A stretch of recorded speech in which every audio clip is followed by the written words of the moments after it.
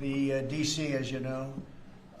Washington, D.C. is it's a hot place right now. Everyone's having dinners. They're going out all over. There's very little crime. They haven't seen numbers like this in many, many years. And other places, as you know, we're going into Memphis. We'll soon be going into Chicago. We've already had people out there and in there, and FBI's been there. We've brought the numbers down, but we're going to be bringing them down a whole lot. But I guess they want crime and we fight crime, and it's a pretty big difference. They want to have men play in women's sports. They want transgender for everybody. And if they don't get everything that they want, all these things that they want that are proven so badly, they want to close our government down. We're not going to let bad things happen to our country. We're not going to approve things that we shouldn't be approving. Just today, the House Democrats voted against condemning the political assassination of Charlie Kirk. Who could vote against that? The condemning, all they're saying, please condemn the assassination of a human being. And they said, no, then we're not going to do that. Remember this, we had an election a very short time ago. Republicans won presidential. We won the popular vote by a lot. We won all 7 swing states. We won the Electoral College by a lot. We won most U.S. counties in a total landslide. So we won most. It's a very big statistic. We won the counties in a number that I don't believe has been hit before. 2,600 counties versus 525 counties for the Democrats. So the Democrats really should start respecting what takes place at the voter booth. In many cases, it's not a voter booth because they have mail-in voting, which is a very corrupt situation. But despite that, we won in a landslide. And we have to remember, when you win the election, elections have consequences. So we'll continue to talk to the Democrats, but I think you could very well end up with a closed country for a period of time. And we'll take care of the military, we'll take care of Social Security, we'll take care of the things that we have to take care of. A lot of the things that Democrats fight for, which in many cases aren't very good things, will not be able to be paid. So we'll watch and see how they do with that. They'll have to handle their constituents pretty carefully. So we're proud to announce that we won the House. We did fine in the Senate, but we need 60 votes. So we have 53 senators, and we need 60 votes. That means the Democrats have to vote in the Senate. And I don't think they will be voting. Now, what we are doing, we're really here today to talk about something else, which is the gold card, which is going to bring a lot of money into our companies, but we'll save that for a little bit later. Why don't we do this first, and then we'll talk about the gold card, okay? Any questions, Jeff? Your call with President Xi, sir, President Xi, your call this morning with President Xi. It was great. I had a great call with President Xi, and as you know, he approved the TikTok deal, and we're in the process. We have some great investors, some of the biggest in the world, American investors, great people, and we look forward to getting that deal closed. Is it fully approved? The Chinese statements didn't necessarily Well, indicate that. I think so. I mean, when you say fully approved, I don't know what that means. We have to get it signed. I guess there could be a formality. I found his word to be very good. President Xi and I had a long talk. We talked for almost 2 hours, and started at 8 o'clock in the morning. And I think it was a very good talk. We talked about trade. We talked about war. We talked about a lot of things. We talked about Russia, Ukraine, obviously, and Gaza. Talked about a lot of subjects. It was a long call. It was a good call. We have a very good relationship. But the TikTok deal is well on its way, as you know, and the investors are getting ready. And I think China wanted to see it stay open, too. They wanted to see it. And I can tell you the young people in our country wanted to see it stay open very badly because, and if you take a look at my numbers, no Republican has ever done anything like we did. We got massive numbers of youth vote. And by the way, helped very much by Charlie Kirk. So Charlie was very much in favor of TikTok. He liked TikTok. And he said, you know, you should use it. And other people said that too, and I used it, and I don't know if I have I think I set records. I looked at numbers that are phenomenal. We'll pass them out to you. And it had probably a pretty big effect on the election because we won the election by a lot. So we are at a situation where in a little while, meaning a number of days, we'll probably, I don't know if you can make a deal with these people. I think these people are crazy.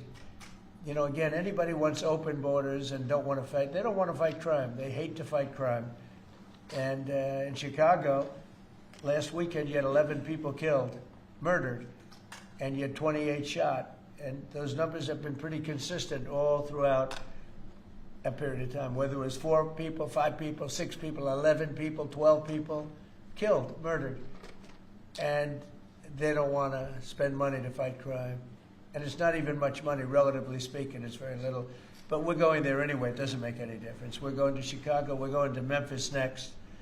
And we're going to clean up the crime in the cities because we have to do that. Okay? With this deal today, are you confident that the CCP won't be exerting control? Yeah, we're gonna have a very tight control. And look, it's an amazing thing that's been created. There's tremendous value with TikTok.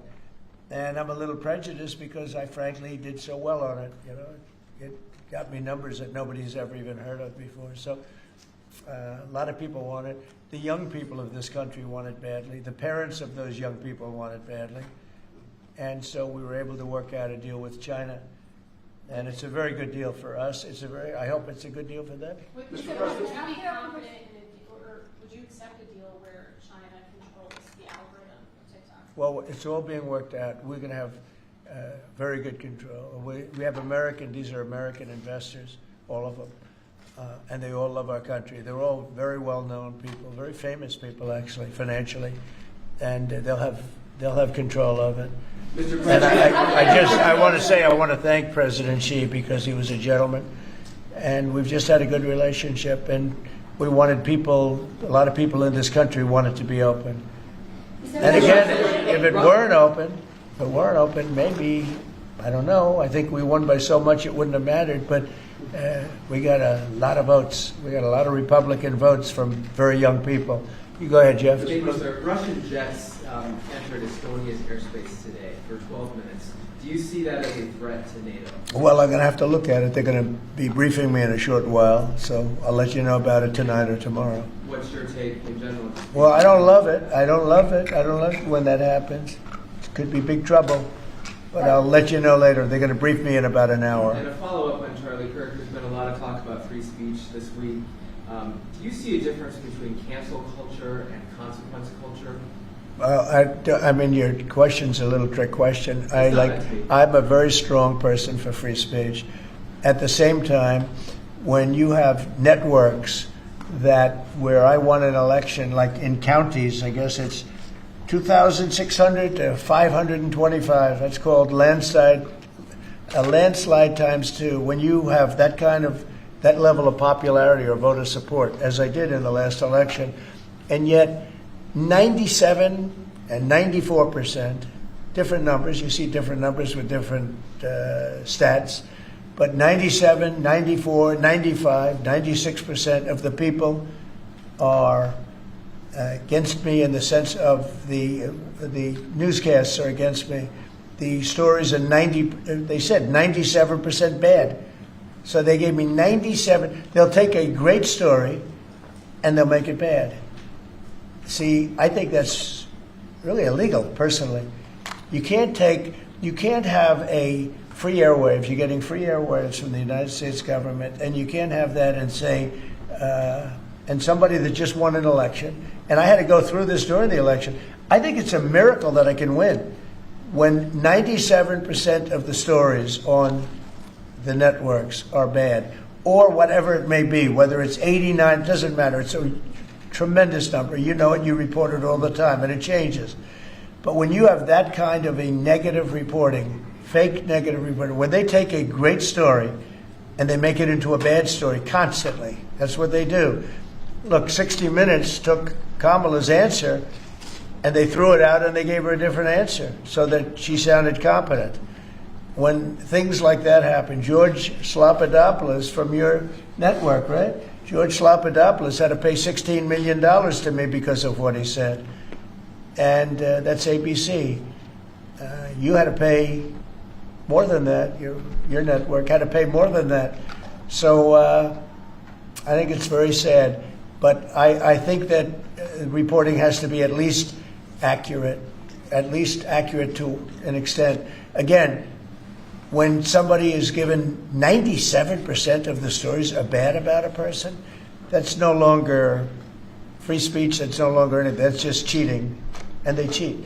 And they become really members of the Democrat National Committee. That's what they are, the networks, in my opinion. They're just offshoots of the Democrat National Committee. Mr. President,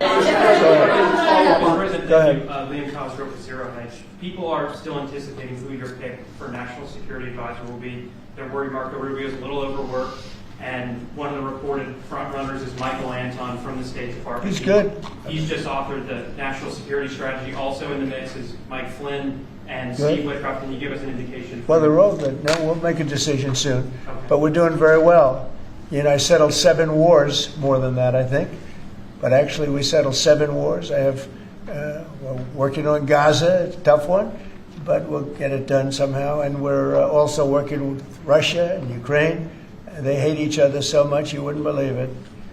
And are you President considering- Putin and President Zelensky, they hate each other to a level that you wouldn't believe. So they're having a little bit of a problem with that. And are you considering Stephen Moran for Fed Chair? I hadn't thought of it too much. He's doing a great job. Just got approved. His vote was a very good one. The Fed should have done more. You know, too late. Powell is terrible. He's a terrible chair. I think he's just terrible. But despite that, we're powering through it. We have another record stock market today. We're very, very high levels, and we're at the highest levels. So we're setting records. Many, many days during my administration, we've set records, and we'll see what happens with 50,000. 50,000 is a pretty big number. Never come close. We're not so far away from it. So that's because they see what's happening. Not so much what's happening exactly right now, but they see all the plants that are being built. They see the kind of investment that's going to be made. When you take $17 trillion, so Biden had $250 billion, okay? Or putting a simpler way, they had much less than $1 trillion, but they had less than $1 trillion for 4 years. I have $17 trillion for 8 months. Nobody's ever seen anything like it. And I think they're looking at that and they're saying when those plants open, right now they're being built, a lot of them, and some are starting over the next year. It takes a while, but we're getting fast permits. And when those plants get built, I don't think there'll be anything like what we're going to experience. Yeah. Mr. President, if I can, on the top subject of free speech, Ted Cruz compared Brendan Carr to a mob boss, the way he's threatening television stations and saying it's absolutely dangerous for the government to determine which speech is okay and which is not. What's your reaction to Ted Cruz? I think Brendan Carr is an incredible American patriot with courage. You know, it used to be, I remember in the old days that networks would have to get licensed, relicensed, and it was always a big deal. You know, they had to show honesty and integrity. When you have a network, again, I'll use the same numbers, whether it's 90 or 94 or 97, all different numbers, but when you have networks that give somebody 97% bad publicity or 94% bad publicity, I think that's dishonesty. And you know they're getting free airwaves, right? You know that, right? You get them for nothing. These airwaves, they make millions and millions of dollars. The news makes millions of dollars. ABC, your network. I mean, your network wrote very badly about me, and they had to pay me $16 million. So you think I wasn't looking for that. Brendan Carr has a right to... No, I think Brendan Carr is a patriot. I think Brendan Carr is a courageous person. I think Brendan Carr doesn't like to see the airwaves be used illegally and incorrectly and purposely horribly. Doesn't like to see a person that won the election in a landslide get 97% bad publicity before the election. I mean, it's amazing that I won the election with that, but here's what happened. The people have given your networks no credibility. They don't give them any credibility, John. If they did, they wouldn't vote for me. They wouldn't have voted for me. When you look at, I mean, you could also say the liberal media, the liberal left. When you look at these stories and papers, but we're not talking about that. We're talking about, I assume you're talking mostly about the networks, but they have a licensing procedure, and you can read it as well. They have to show honesty and integrity. And when they take a good, well, I think the people decide. That's why I'm president. When they take a great success, like you often do, and you make it into like it's a loser, or you put a negative spin on it, I don't think that's right. So I think Brendan Carr is a great American patriot. So I disagree with Ted Cruz on that. Will you be at the UN next week? You're going to the UN? I'll be at the UN. I'll be making a speech, yes. And are you meeting any other world leaders? Many of them. Can you tell us that? Well, I'm meeting many of them. They're being set up. What is your goal from attending that meeting? What do you hope to get out of it? World peace. Nobody's done a better job than I've done in world peace. Nobody's settled so many wars as I have. You know, I've been here probably a little bit more than 8 months, and I've settled 7, and that doesn't include the destruction of a vast potential nuclear disaster in Iran, which we wiped out totally. As I say, obliterated. We obliterated it. It's been turned right with this beautiful plane right here. We just ordered some more of them, by the way. The B-2 bomber. Just ordered some more. The more updated version. Not that we needed that. We just need the plane because it was so flawless. These pilots flew 37 hours flawlessly. Not an engine problem. Not a screw. Not a bolt came loose. It was an amazing. Compare that to many years ago, Jimmy Carter, same country, with the helicopters and the problems and the prisoners and the hostages, and what a mess. No, these planes flew 37 hours without a stop. They fueled up. We had 52 tankers fueling the planes along the way. It was an incredible, and every single bomb hit its mark. And then we fired 30 of them from a submarine. What a job that was. And I don't even include that. But that stopped a war. That stopped maybe a catastrophic war. Mr. President. So, so I think that nobody has ever done anywhere near that. Now, on top of that, we're working very hard to get Russia, Ukraine settled. We'll see what's going to happen there. I hope we're going to get it done. President Xi and I spoke to him about it, and I believe that he really would like to see it done also, and I think he's going to work with us to help. What was your message to President Xi on the war in Ukraine? What are you asking? Well, it's the same as his message to me. He would like to see it done. He would like to see it. I believe he would like to see it ended. Yes, I do believe. These 2 wars that you were talking about, Gaza and Ukraine, are escalating at the same time. You want to take the stage and the UN back at the stage after these years. Do you plan to setting any kind of red lines for these 2 countries? And you said before, well, we're going to see. Frustrated with Putin. Yeah. Are you also frustrated? We have a long time to go before I get up and speak at the UN, because every day is a long time when it comes to Gaza and it comes to Israel and the Middle East. So we have a long time to go, but you know a lot of my opinions, and remember this, you can't forget October 7th either. People are forgetting October 7th. They forget it too quickly. That was one of the worst days in world history. It was the most evil attack that I think you could really say babies were involved, little babies were involved, and having their heads chopped off and all of the things that took place. You can't forget that. I don't forget that. A lot of people do, but I don't. Yeah, please. Go ahead, please. What goes into retaking Bagram? Does that require boots on the ground? We'll see what happens with Bagram. We're talking to Afghanistan, which should have never been given up. It was the most embarrassing day in the history of our country. There was no reason to give it up. I was leaving Afghanistan. I was leaving. I was the one that got it down to 5,000 soldiers, but we were going to keep Bagram, the air base. I said it yesterday, and we had an incredible trip, as you know, to UK, and I said it during the press conference. It's one of the most powerful runways ever built in terms of weight, length, and load, what it could take, and we just gave it up for nothing. We gave it up for nothing. There was no reason to give it up. We weren't going to leave Bagram. Joe Biden didn't know what he was doing. We had a man that didn't know what he was doing. We had a man, by the way, that didn't approve, if you take a look at what's happening in Congress, we had a man that signed everything with, almost everything with an auto pen. And he didn't tell the people from the auto pen, whoever was using it. The one man that used it predominantly said that Biden only spoke to him twice and it was only about the weather. Okay, it was about nothing. So those pardons that he gave are illegal. He gave illegal pardons. And that includes the congressman that destroyed and deleted all the information from J6. They deleted everything because it turned out that they were wrong. It turned out that I offered 10,000 National Guard or soldiers, whatever they wanted, and you wouldn't have had a problem. And they turned it down. Nancy Pelosi turned it down, and the mayor of Washington, D.C. turned it down. They deleted everything, and they destroyed it, illegally destroyed it. And Biden gave them a pardon.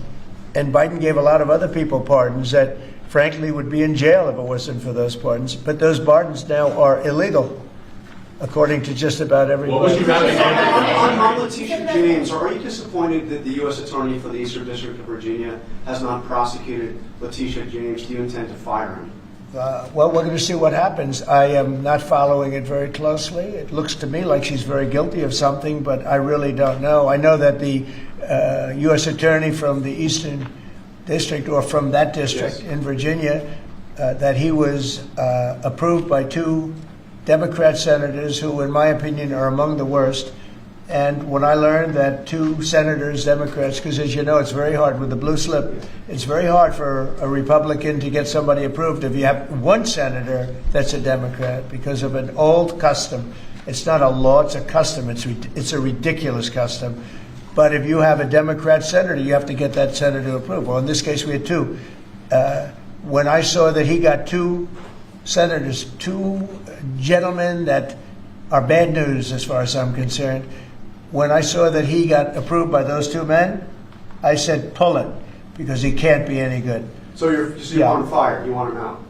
Yeah, I want him out, yeah. When I learned that he was blue-slipped through by 2 Democrat senators in Virginia, people that would never vote for it, people that haven't voted for us for probably years, okay, probably years.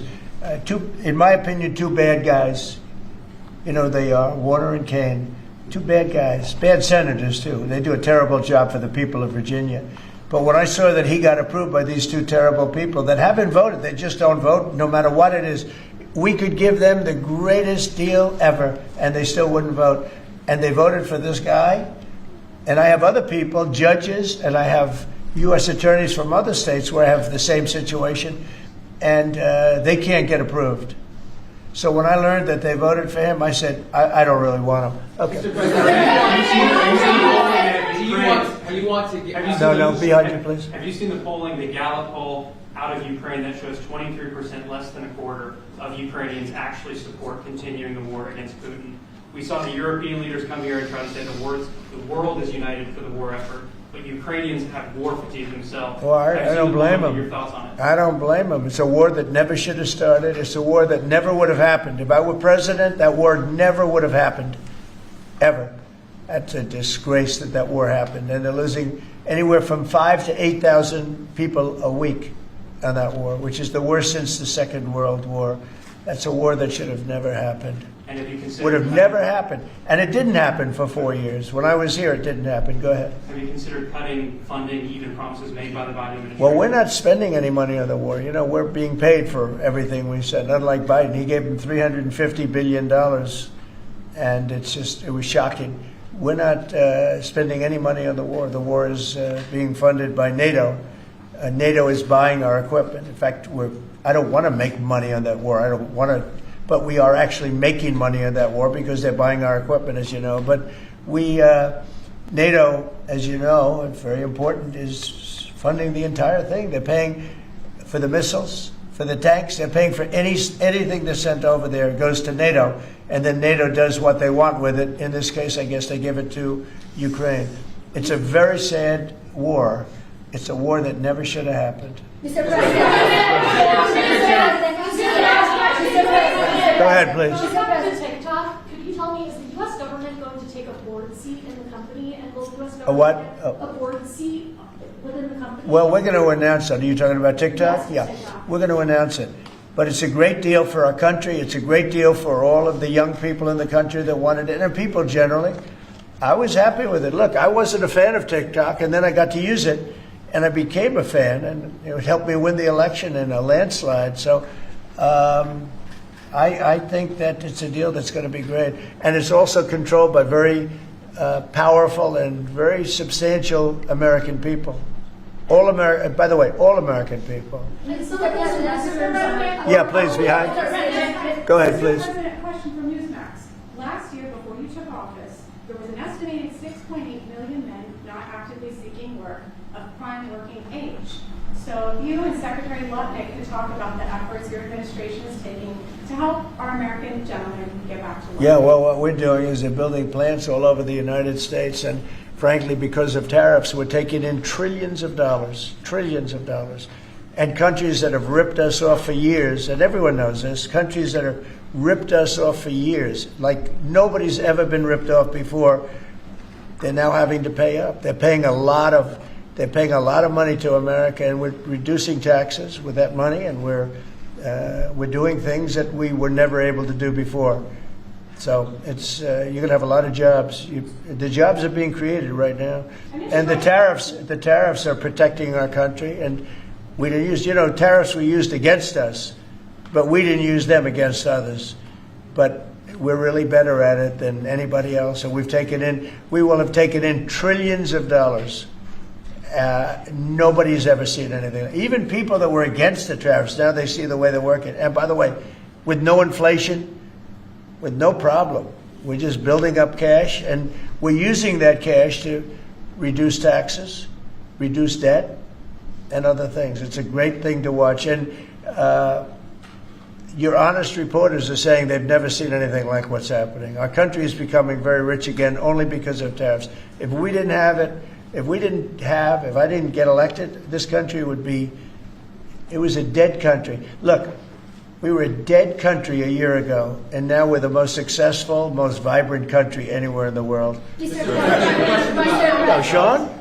Nice to see you. You look good on television. Thank you, sir. Good.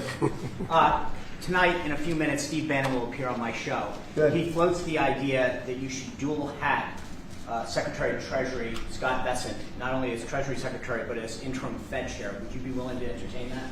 In other words, you like Scott. Yes, sir, very much. So do I. And I like Steve, too. Okay. Would you like to see that? Him dual Well, it's hat? certainly an interesting dual. We could save a little bit on salary. I think I could maybe make a deal where we just give him one salary. I have a couple of them. I don't think you need I have Marco. No, I don't think so. And we have Marco's got about 3 positions, right? He's doing great also. No, I don't think that's going to be necessary. Actually, I went to Scott and I talked to him about that position, and he loves what he's doing right now. So he's not in the mix because he loves being Secretary of the Treasury. Quick follow-up. Today is the first day of early voting in the Commonwealth of Virginia. Are you planning on campaigning for Winsome Sears, John Reed, or Jason Mayaris? Well, I'm going to have to look at some of them. As you know, it's sort of a semi-local election. I've been watching it. I've been seeing the ads. I would appreciate it as a Virginia voter. Who do you like of the group? Who do you like? The whole ticket, sir. All of them? You like them? All right. Yes, sir. Well, I'll take a very strong look. Appreciate Okay. that. For you, I'm going to look. Secretary Kennedy's panel on vaccine changed Yeah. its broad recommendations on COVID-19 vaccines today. Are you comfortable with that change, or would you like to see Americans take the vaccines that were developed under your tenure? Yeah. Well, the vaccines, according to a lot of people, and if you look at charts, have had a tremendous, Operation Warp Speed. It was, just according to just about everybody, was one of the greatest things that any president has ever done in this country. So we're very proud of it. I'm very proud of it. I'm also very proud of Regeneron and some of the things that came out of, all of the labs and all of the research that we've done. So I don't know exactly what the final determination is, but I had the vaccine. I was very happy with it. Here I am, right? Here I am. Bobby Kennedy seems to be undoing what you did. With, No, I put him in. I put him in there because I want to have opposite views. That's okay. I think we're going to have something very, very big coming up soon on autism. Autism is totally out of control, and one of the biggest, one of the most important things that in my opinion, I had to do is to see what's going on with autism. And we're going to have a news conference early next week on autism. And I think you're going to see some things that are amazing that we've learned that somebody else wouldn't have learned. It's out of control, autism, out of control. And I think we maybe have the reason why.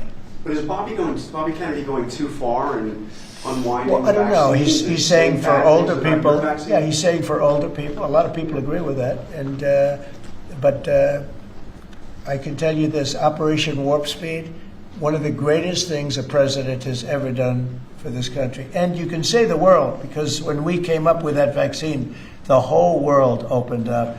But I put Bobby there as somebody that will go either way. And I want the facts, but I also look at facts from Pfizer, where they spent a lot of money, and the other drug companies, they spent a lot of money on finding out the results after the fact, and the results were amazingly good. Mr. President, Yeah, please. I'm wondering if you've seen the video put out by former Israeli hostages addressed to you. One is a widow of one that died, and these are people who were freed thanks to you. But they're actually encouraging you to force a ceasefire, force Netanyahu to a ceasefire, and they didn't address it to him because they think you're the one who might actually listen to them and get it done. They're worried that the hostages who are still there are more at risk if the war continues. Well, they might be. They also, maybe they'll be freed because of that. You know, you never know how it's going to look. War, I was saying, yes, war, a lot of strange things happen. A lot of results take place that you would never think were going to happen. As you know, I was able to get most of the hostages out. We're down to 20, and we have 32 dead people. You know that. We have 32, maybe more, 38, but between 32 and 38 people that were dead, mostly young people. And I've dealt with some of the parents. And we got all our Americans out, as you know, but now we're talking about mostly Israelis.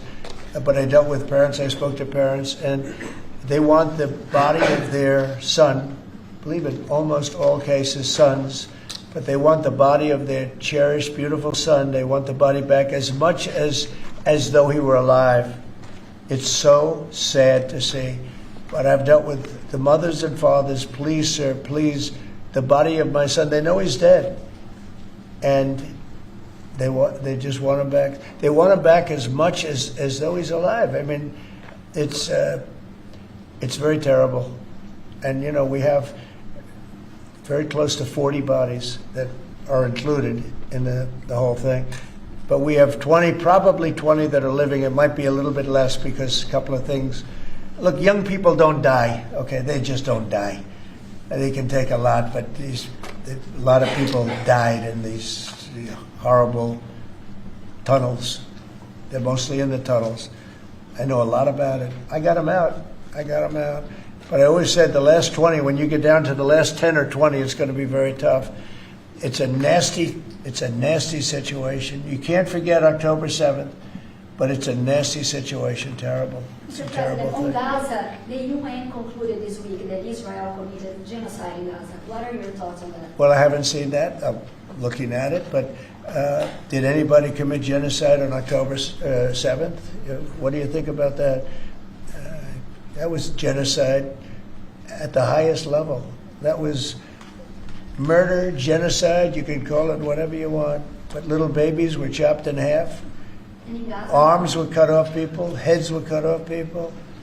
That's genocide. That's genocide also, I guess, What do right? you think? President, on TikTok, you referred to getting a fee from that deal. What is that fee? Well, between US it hasn't been government fully negotiated, but we'll get something from the standpoint that You get a sense we of worked it. hard. We put up a lot. We spent a lot of money on letting this come and letting this. It's a very, very big deal.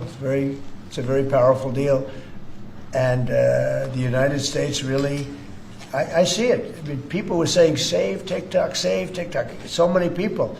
It's a big thing. And, you know, China can be very proud that they were able to get that started. And so I very much appreciate President Xi's working with us on that. Very much. But the thing is still up there. Antifa, what comes next after designating Antifa? Well, we have others that we're going to designate too, but we're going to look at the people that funded Antifa, see who they are, where they came from, and why they did. Have you seen Portland at all? If you take a look what's happening in Portland, it's I mean, this has been going on for years. It's just people out of control and crazy. We're going to stop that very soon. We have to get rid of a couple of other problems first. We're going to get rid of the problems in Memphis where you can't even walk a block without getting shot.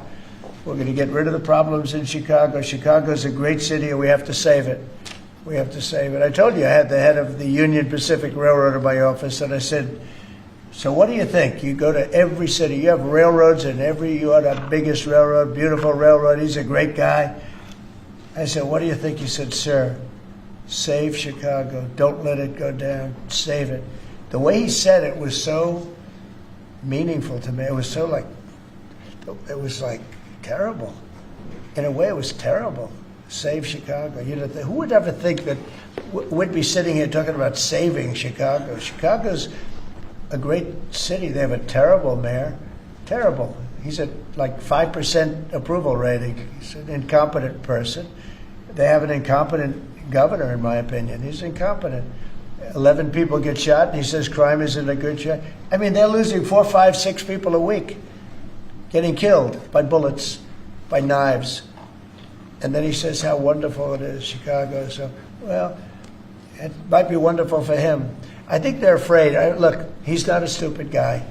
I really believe they're afraid to say, politically, I guess, from an ideology standpoint, from a democratic standpoint, he is afraid to say the fact that they have a very unsafe, very dangerous city. He should say, I'm going to call President Donald Trump and I'm going to ask him to send in the troops, to send in the National Guard and clean this hellhole up. Because Chicago can be a great city again. I'll tell you what, Washington, D.C. is a great place again. It's booming. And the restaurants are booming. And 6 months ago, 7 months ago, nobody could go outside. And even just walking around the White House, people here are thanking me for what I've done. They're thanking me. They're saying thank you. And I almost know what they mean because they can walk to work.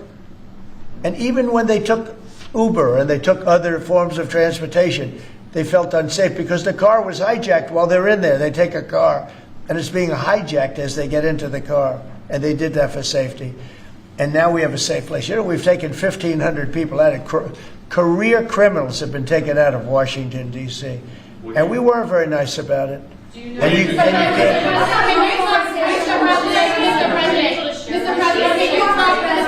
What do you think about rail merger? Did you discuss it with the Union Pacific? I did discuss it, and I don't know. I don't want to make a comment on it, but Union Pacific is a great railroad, and they want to add a railroad that had a mistake at a place very close to my heart. You know, a lot of people say that that was the place where I got off to a very good start.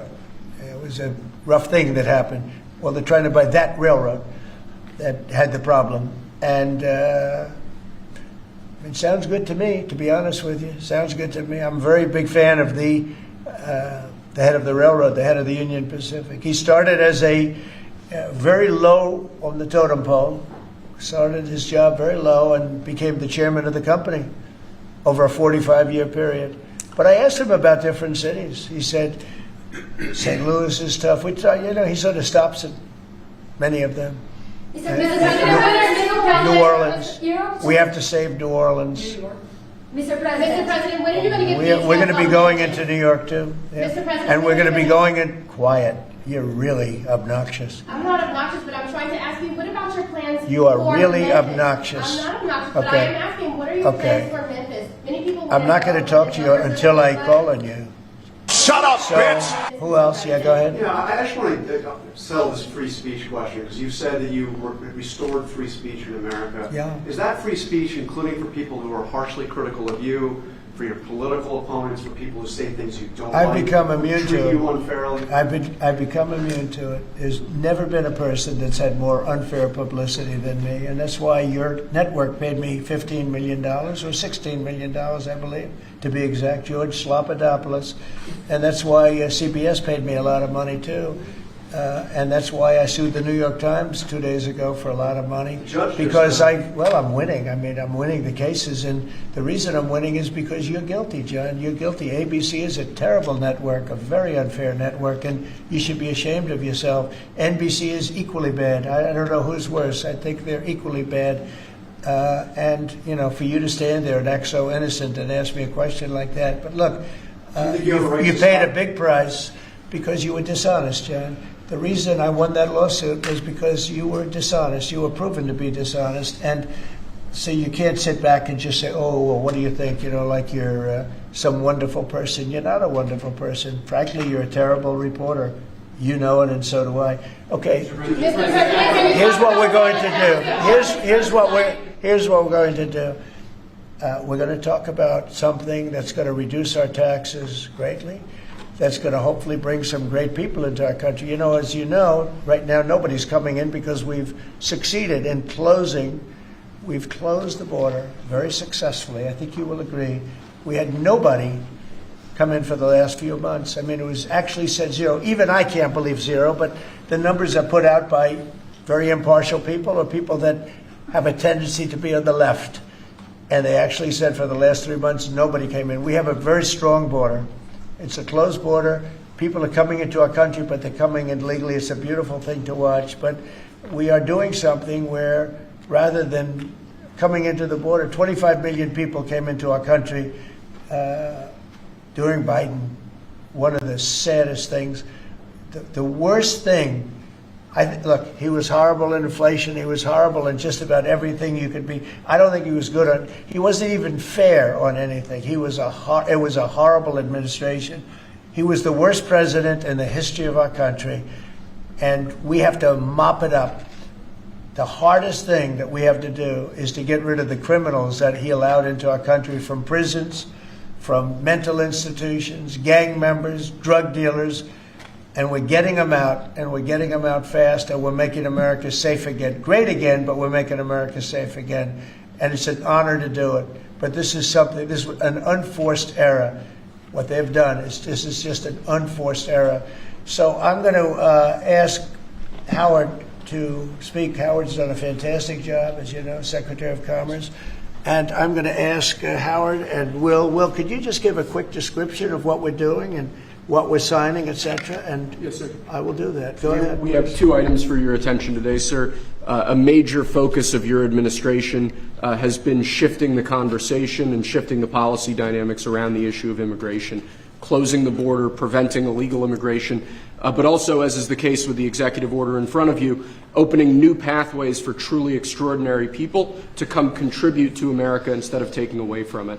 So this executive order is entitled the Gold Card. It will set up a new pathway, a new visa pathway for foreigners of extraordinary ability who are committed to supporting the United States for a payment of $1 million to the U.S. Treasury, or if a corporation is sponsoring them, $2 million by that corporation, and that will give them access to expedited visa treatment as part of this new Gold Card program. And one of the biggest problems we have is that people, they go to the best schools and they do great and they get great marks, and then they're thrown out of the country. You're not allowed to stay. This way, a corporation will be able, sort of like a signing bonus in baseball or football, a corporation will be able to get them to stay in the country. And I think it's going to be tremendously successful. Howard, would you say a few words about it, please? Sure. So historically, the employment-based Green Card program let in 281,000 people a year. And those people, on average, earned $66,000 a year on average, and they were 5 times more likely to go on assistance programs of the government. So we were taking in the bottom quartile, below the average American. It was illogical. The only country in the world that was taking in the bottom quartile. So what we are doing now is we are going to stop doing that. We're going to only take extraordinary people at the very top. Instead of people trying to take the jobs from Americans, they're going to create businesses and create jobs for Americans. And this program will raise more than $100 billion for the Treasury of the United States of America. which we'll use for cutting taxes and paying down debt. And we think it's going to be very successful. Essentially, we're having people come in, people that in many cases, I guess, are very successful or whatever, and they're coming in, they're going to spend a lot of money to come in, they're going to pay as opposed to walking over the borders, and they may come from jails, prisons, and everything else. These people don't. They're very productive people. And they're going to pay $1 million. The corporation's going to pay $2 million. And it's going to raise billions of dollars, billions and billions of dollars, which is going to go to reduce taxes, pay off debt, and other good things. So I think it's going to be very successful. Mr. President, What? big techs, are the big techs on board with this decision? I wish you'd speak more clearly. I really do. Give it to me again. Are the big techs, the CEOs, on board with this decision? Big techs? Tech companies. Big tech Yeah, companies. big tech. Yeah, it's big tech. It's every company. It's big tech. It's big tech. It's big everything. Yeah, Okay. the CEOs It's a will be company. I said it's expecting not a tech company. It's tech companies and everything else. It's companies having a hard time getting people to be able to stay in the country. It's very difficult. Now, if you want to walk through the border, you can have no problem. People say, well, the best way to come in is walk right through the border. But they can't do that anymore because under our administration, the border is totally closed. You can only come in if you come in legally, and that's the way it's been, and that's the way it should be. And we're taking a lot of people out of the country that are here from prisons, from jails, from mental institutions, and even insane asylums, people that are crazy. We're taking them out of the country. We're getting them out of the country because you can't have a country like that. And I tell you, Christie and Tom Holman and all of the people that have worked so hard on this, they've done an unbelievable job. And I think we're getting great marks for it. People feel safe. Washington, D.C. is just the beginning. We brought the numbers down in Chicago a little bit by having the FBI in there for the last 5 months. We brought the numbers down in Memphis a little bit, but now we're going for the big one. Now we're going to go for the big one. But we set ourselves up very well in Chicago, Memphis, New Orleans a little bit, going in early just to see what was happening. We study it. We're studying the site. It's sort of like war. I mean, I hate to tell you, it's like war. Some of these people are really bad. They're really, really sick people. They're dangerous people. They're killers. They're murderers, drug dealers, and you can't have it. You can't have a country like that. It's so beautiful to see at Washington, D.C., that people are walking down the middle of the street and they're going to restaurants, and you are too. And half of you were mugged. I mean, I don't know if she's here now. I don't see her, but some people were badly mugged that were reporters. 2 of the people right standing in the back of the room were mugged, and not going to have that anymore. And if you look at the crime stats in Washington, D.C., you have a safe place again. They were afraid to go to a restaurant because the restaurant would be held up while they're having dinner. And so they'd be mugged going there, and assuming they escaped the mugging, they go to the restaurant and then they're held up. This is how bad it's been. To follow up on the visa question, I think this may be the next thing that you're signing, but for the H-1B visa action, that's going to be next. We'll talk about that. You're very close to the technology CEOs. Are they concerned about that? I think they're going to be very happy. Everyone's going to be happy. And we're going to be able to keep people in our country that are going to be very productive people. And in many cases, these companies are going to pay a lot of money for that. And they're very happy about it. Okay, we'll talk about that next, all right? Okay.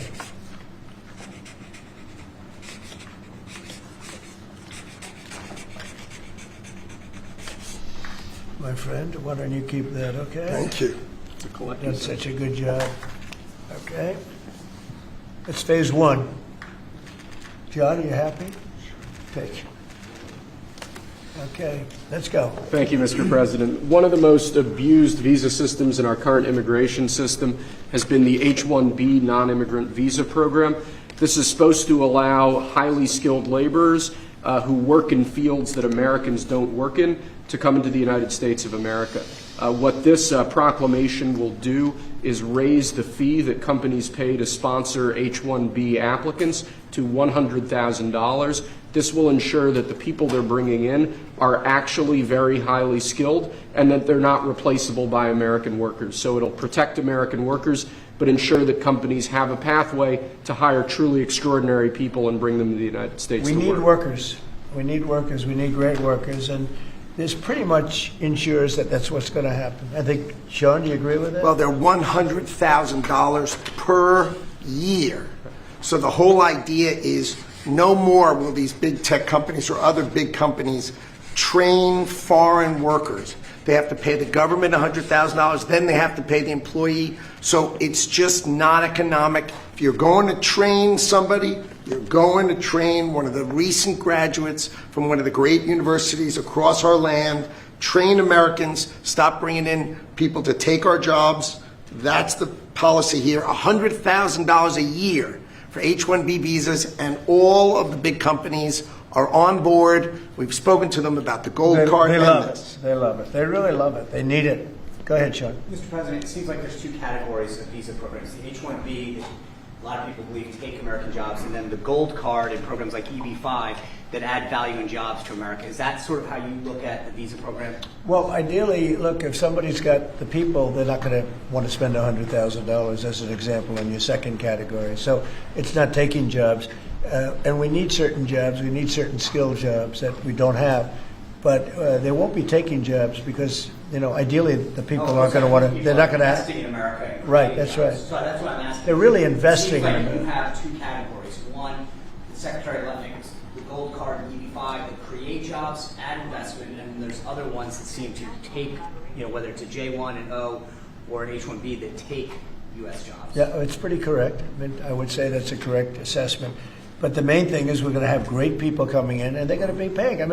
It's wonderful to say, oh, gee, we took in 25 million people that, look, many criminals, jails were opened from Venezuela, from many other countries, and they were let out of jail and poured into our country, our poor country, how it suffered with this stupid president that we had and the stupid people that surrounded him right around this desk, these liberal, crazy people that have destroyed, they could have destroyed. If we didn't win this election, our country would have been dead. Our country was dead. Think of it. And I've said this, man. The king of Saudi Arabia said, your country was dead 1 year. They thought it was dead. This country couldn't have survived another year of those people running it. And now we have the hottest country anywhere in the world. Think of that. And this is going to help. And we're taking in hundreds of billions of dollars. This will be taken in, the gold card will be taken in hundreds of billions of dollars. And companies will be able to keep some people that they need. They need people of expertise, great expertise. And I think it's going to be a fantastic thing. And we're going to take that money and we're going to reduce taxes. We're going to reduce debt. We have a very, very strong country. We assuming everything works out great with the lawsuit that we have a lawsuit that's inspired by foreign countries that ripped us off for 25 years. But assuming we win that, we hopefully win it in the Supreme Court of the United States. We have a country that no stopping us. We're rich, we'll be rich. We can take care of poor people. We can take care of our military. We can take care of everything. We can take care of beyond the country. We can help take care of the world. That we don't, it'll just be the same struggle that we've had for years where other countries charged us tariffs and they ripped us off. Our country has been ripped off more than any country in the history of the world. And now we're doing what we have to do. We're taking in billions and billions of dollars at levels that nobody has ever seen, trillions of dollars. And we're using it to reduce debt. We're using it to reduce taxes. The great big beautiful bill is a big tax reduction. It's being paid for by the tariffs, and people are paying a lot less money in taxes. They're being, think of it, no tax on tips, no tax on Social Security, no tax on overtime. It's an unbelievable phenomenon. It really is. It's the golden age. We're making it the golden age. Without the tariffs, it would be impossible. And China, for years, charged us tariffs, and they continue to do it, and so do other countries. Most countries, they charge us. They were ripping. Look, the European Union, as you know, I get along very well with them, but they ripped us off so badly. Nobody's ever seen anything. Now, The European Union is paying us $950 billion, and they're paying us $750 billion to buy our energy, and they're okay with it. They signed the agreement. You know, it's not like anybody forced them to do it. They're okay with us. Tariffs are making our country very rich again, and we'll be able to take care of our debt. We'll be able to take care of our taxes, lower taxes. We'll be able to take care of Medicare, Medicaid, Social Security. We're going to be a rich country again. Without tariffs, we'd be in very big trouble. H-1B visas are sometimes used by people. Excuse me. H-1Bs are sometimes used by people already in the country legally. On other visas or student visas, does this apply to them or to renewals, or does it only apply to people applying for the first time from abroad? Renewals, first times. The company needs to decide, do they want, is that person valuable enough to have $100,000 a year payment to the government, or they should head home and they should go hire an American. The whole idea, it's annual, and it's for total, it can be a total of 6 years. So $100,000 a year, so either the person is very valuable to the company and America, or they're going to depart and the company's going to hire an American, and that's the point of immigration. Hire Americans and make sure the people coming in are the top people. Stop the nonsense of letting people just come into this country on these visas that were given away for free. President is crystal clear. Valuable people only for America. Stop the nonsense. And remember, the country, It's just a fee, right? yeah, Fee to America. the country would rather not have to pay $100,000, but and they'd rather. How do you do that? You hire Americans. So there's an incentive to hire American, but there may be instances where it's better off doing through expertise or whatever it may be. But they're both unbelievable, whether it's a gold card or anything else that we talked about today. And that includes talking about freedom of speech, because our country has been decimated by bad people, very bad people, people that love crime. They love crime. Explain it to me. They don't want to have our military go in and save lives. But when you go and ask the people, do you mind having the National Guard come in if it meant safety? They look at the questioner like, what's wrong? What kind of a stupid question is that? Of course they do. We're going to have a safe country again. We're not going to have people shot, 11 people shot. Think of it. In Chicago, over a period of 6 or 7 weeks, 55 people were murdered. And then you have a governor saying how wonderful it is. It's not wonderful. It's a very unsafe. There's not a place in the world. You go outside, you go to Afghanistan, you go to different places all over the world that you hear about. It's 20% of what's happening in places like Chicago. And you think of them as unsafe. Mexico City, it's a tough place, dangerous place. The crime rate is lower. Think of it. What's happening to our country? We're not going to let it happen. And I think I got elected largely for that reason. So we're going to have a safe country again. We're going to have a great country again. We're doing unbelievably. We have the highest stock market in history. We have the most investment we've ever had, ever, as a country coming in. And we're very simple. You know, they said, how'd you get elected? I got elected because I'm going to make America great again. That's what we're doing. We're making America great again. Thank you very much, everybody. Thank you, guys. Thank you, guys. Thanks, guys. I love you right there. Thank you very much. Guys, thank you. Let's go right out this way. Thank you. Thank you, press. Thank you, guys. press. Let's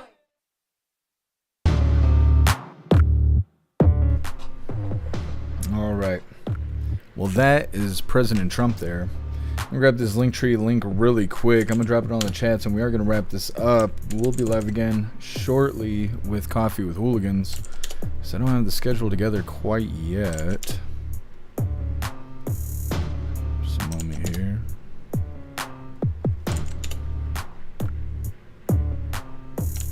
And I'm going to have to go look for the Klaus Daniels, because I don't know where the hell he's at. Either way, there is the Linktree link where all of my links are listed. So if you'd like to make donations, join membership programs, or purchase any merch, I'd really appreciate it. All of your guys' contributions keep us running every day except for Sunday, because we got to have a day to recharge those batteries. Definitely go join Discord. Discord is our free hooligan community. It's the best way to be notified every single time we go live. The Hooligans are there keeping the conversation going 24/7. And we have 2 news boards to keep you up to date with everything going on around the world. So definitely go join Discord. If you're feeling real saucy, go join jeffmaclive.com. Over on the website, it is the best way to experience the live. Our built-in chat has more ability than any other platform. You can post memes and GIFs and custom emojis and links and all kinds of stuff right there while watching the live. You will also have access to Hooligans Alley, our private social media area, as well as the forums, the arcade, Hooligan AI, and our advanced messaging system with the built-in group chats. So definitely go get yourself a membership for jeffmaclive.com. It's the home of the Hooligans. Like I said, we are wrapping this up, but we'll be live again in about an hour or so. I just got to get the schedule together. We're almost there. So I will see you Hooligans in about an hour. Thank you guys for showing up. Hit that like button. Subscribe if you're new here. I'll see you guys in about an hour.